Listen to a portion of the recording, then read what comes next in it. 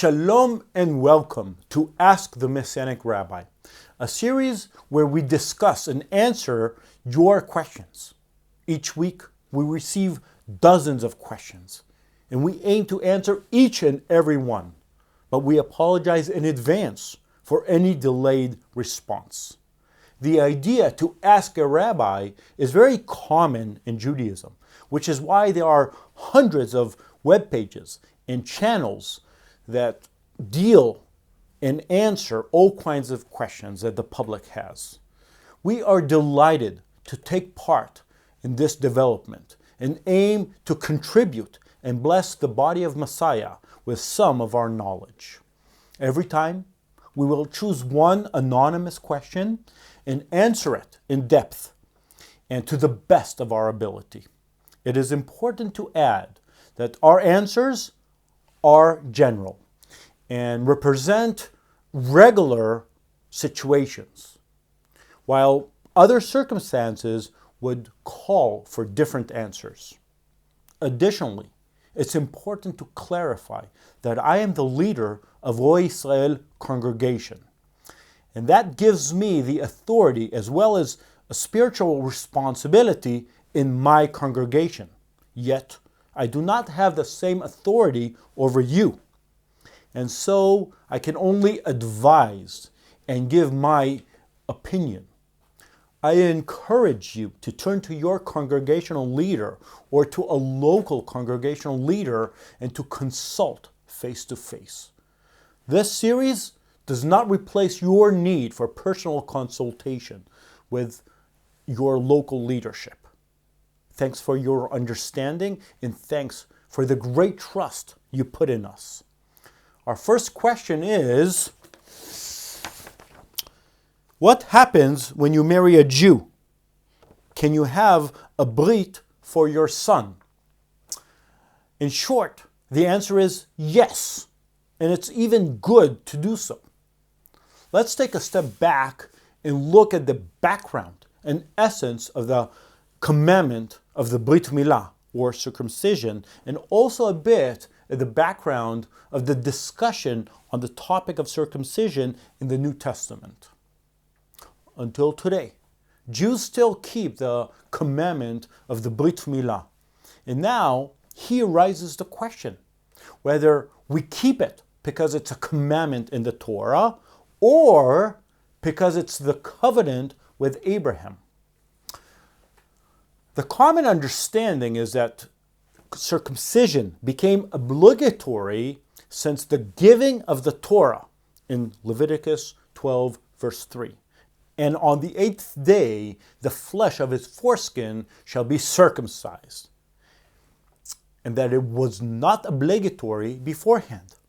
I do not completely agree with this approach because I think tradition has an essential factor, especially when it is rooted in the scriptures. Let's look at the tradition of Gid HaNasheh, or the sciatic nerve, for example. The sciatic nerve is located on the socket of the hip of the animal, and we do not eat it. This prohibition is connected to the struggle at the Yabok between Jacob or Yaakov and the angel of God. Jacob won the fight, but ended up limping, as his hip was dislocated. And Genesis 32, verse 32 explains that. Therefore, to this day, the people of Israel do not eat the sinew of the thigh that is on the hip socket, because he touched the socket of Jacob's hip on the sinew of the thigh. And so, even though the sciatic nerve is not literally commanded in the Torah, the people of Israel still keep this tradition to this day. So what is the answer? Do we keep the circumcision as a covenant with Abraham, or because it's a commandment in the Torah? I presume it is a combination of both. It's a tradition by means of the covenant with Abraham, and it is a clear commandment in the Torah. This combination transforms the Brit Milah into a cornerstone of the Jewish culture, which is why the majority of the people of Israel, including some of the most secular Jews, circumcise their 8-day-old boys. It is this very combination that preserves the Brit Milah and keeps it relevant until today. Now, when we look into the New Testament, Shaul circumcised Timothy because one of his parents was Jewish. See Acts chapter 16. But on the other hand, Shaul opposes circumcision for non-Jews. The Brit Milah ceremony is not only a biblical matter, and it's not only about actual keeping the commandment itself.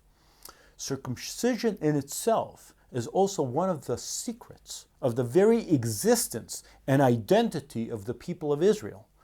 And as I mentioned earlier, even Jews who are completely secular and who might ignore all the other commandments often still just keep the Brit Milah by circumcising their baby boys, as they feel it connects them to their Jewish identity.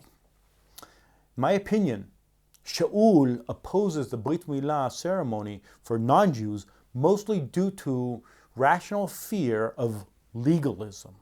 We know there were attempts to convert non-Jews to Judaism by force, as we read Acts 15, verse 5. But some believers who belonged to the party of the Pharisees rose up and said, it is necessary to circumcise them and to order them to keep the law of Moses. Shaul opposes religious legalism, but not Brit Milah in itself, as we know, because Shaul himself circumcised Timothy. And so, if one of the parents is Jewish, it is possible and even recommended to circumcise a baby boy on the 8th day. You are more than welcome to continue this discussion on the comments below. And you are also invited to send in more such important questions, which we will address anonymously. Shalom.